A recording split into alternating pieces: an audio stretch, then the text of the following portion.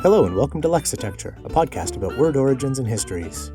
My name is Ryan, and in each episode my friend Amy and I bring a new pair of words to share their stories with each other and you. You can find our past episodes and the occasional blog post on our website at lexitecture.com.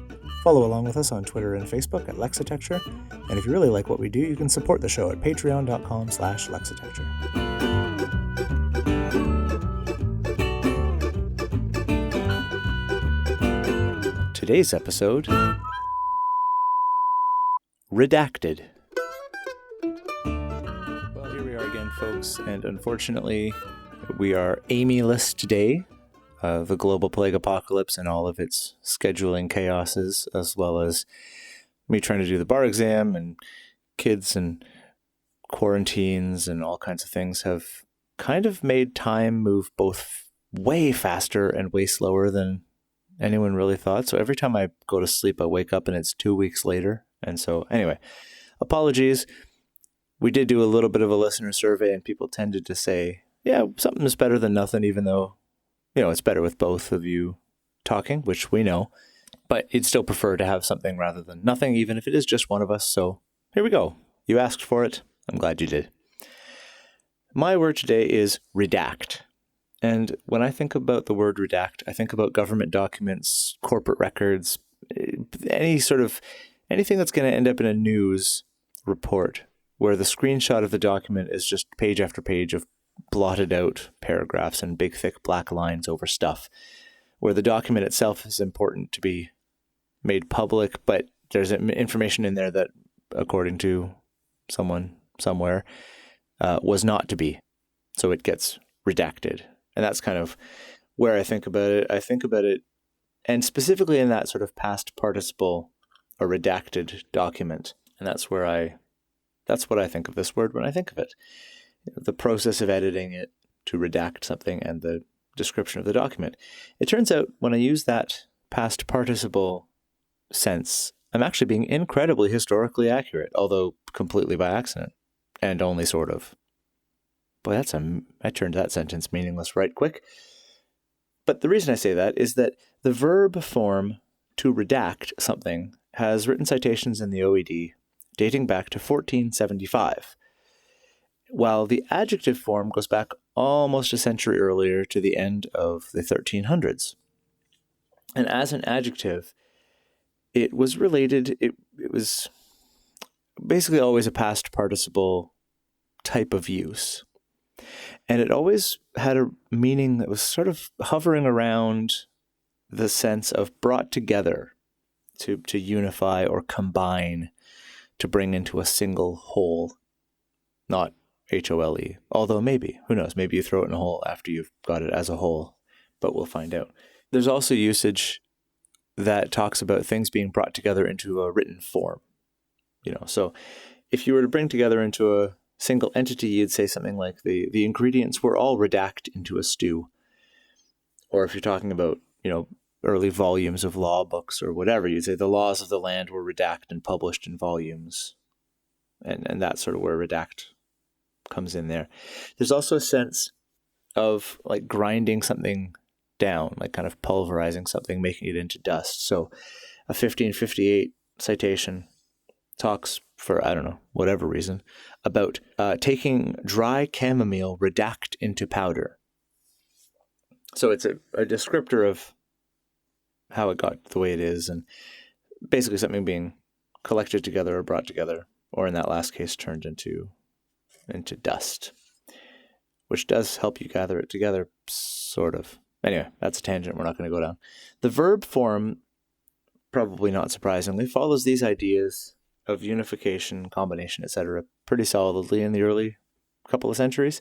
And it actually seems like the earliest might have been kind of a shift from the adjective to the verb, because it sort of holds on to that past participle thing. So if you look at that last use of the dry chamomile, redact into powder, well, it's fairly easy to imagine how that would, taken out of context or just heard differently, or, you could see it changing from redact being the state of the dry chamomile that has been redacted, it is redact into powder, to being redact into powder like a verb, an active process.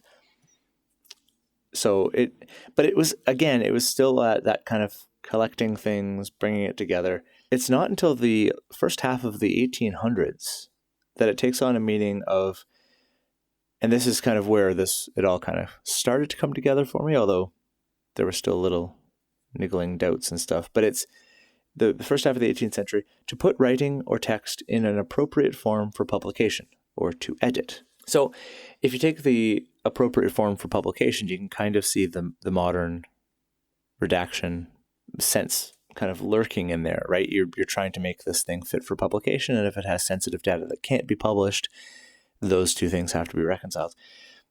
When I think about it in the form of to edit, I can't help but kind of go, most of my editors seem to be more concerned about removing things that I had written from writings rather than compiling them into voluminous tomes. But in a more charitable light to editors, when you look at the overall kind of holistic job of an editor, it is to take all of these disparate, hopefully not too disparate, words and sentences, paragraphs and pages, and kind of bring them all into a comprehensive and ideally comprehensible unit, like one book or one series or one article or whatever it is. You're trying to bring and shape this into a unified entity. Maybe not entity. Does entity have to be alive? A thing. A lump of written word. There. I ruined editing for you too. So anyway, if you take that holistic view of editing, the gathering sense does work fairly nicely. It actually wasn't until the 1950s that we got the most frequent modern use, which is this redaction, the black lines across sensitive documents. It was, I think, the earliest one in the OED was 1958, and it's basically taken over as what that means. So it's interesting that from this sort of tertiary sense, I think maybe it was sense 3 or 4 of the earliest adjective use was about, had anything to do with writing whatsoever. And then it didn't have the publishing sense until the, 1820s, 1830s, at least in writing. And then the 50s, it takes on this redaction. And then since the 50s, it has become the absolute only. It's almost like the other senses have been redacted. I should write this stuff down before saying it out loud. Etymologically, the word is fairly straightforward. It comes from the Latin word redactus, which is a past participle of redigere, which means to drive back, force back, bring back, collect, call in, bring down, reduce, etc., etc. It's got a bunch of different meanings, redigere. And the component parts of redigere are the re prefix, meaning back or again, which we see and most people kind of go, oh yeah, that makes sense. React, redact, all these other things. And the agere portion means to set in motion, drive, do, or perform. Now, agere comes from a PIE root, ag. I'm going to take a stab at pronouncing that because it's 2 letters. I feel like setting attainable goals for myself is important in these troubled times. The American Heritage Dictionary Proto-Indo-European Roots Appendix, which is fantastic, says that ag means to drive, to draw out or forth, or to move. And there are this is one of those PIE roots where it's like there's a ton of descendants, and they're all very cool. Some of them are very obvious, some of them are very not, and it's all super neat to dive into. So let's do that. This one's for Amy because I know that she loves discovering, chipping away at the surface and finding this awesome vein of pie or that. Yeah, that's not a good. I should write these things down. So we got a bunch of really obvious ones that take the act from redact. So actor, active, action, activate, actual, actuary, those kind of things. And then there's a slightly, one step removed where it's an AG. So agent, agency, agenda. Agenda is one of my favorite words because it's literally just the Latin word that means that which ought to be done or is worthy of being done. So when you make an agenda, you're establishing the things that are worthy of being done. Also, same form. This is even more of a tangent. If you know anyone named Amanda, their word literally in Latin means worthy of being loved in the same formation from the amare, the love root in Latin. Anyway, back to this stuff. Coagulate is another cool one that has the AG root in there. And then there's a bunch of words where the AG seems to have morphed into an IG form. And I'm sure that this is done through a process that actual linguists almost certainly have a name for. I don't know what it is because I'm not a for real linguist, but I'm sure they have a name for it. Someone feel free to tell me what that name is because it's probably awesome. And these IG forms, these IG words include litigation, prodigal, navigation, intransigent. And if that is a Simpsons reference for you, we are already friends. We just don't know it. So those are the IG words. And then there's another group that have an agog form, which these are kind of coming from the Greek side of the family. And these include things like demagogue, pedagogy, agony, antagonize. Synagogue is a cool one. It's like bringing together, moving together, like synergy and the agog. And it gives us the AG in the G in strategy. It also has an EX form in there, examine, exact. But the agog words have a very cool pair of my new personal favorite words, namely a mystagogue, which is someone who is into mysticism and studies it and spreads it and brings it around or introduces new recruits into a mystic organization. That's a mystagogue. And hypnagogic, which just means inducing sleep. And then another favorite word of mine, soporific. So something that is soporific is also hypnagogic. So how cool is that? The answer is very. And also naps are fun. Then there's this weird bunch of words that are related, but you probably wouldn't really ever know it.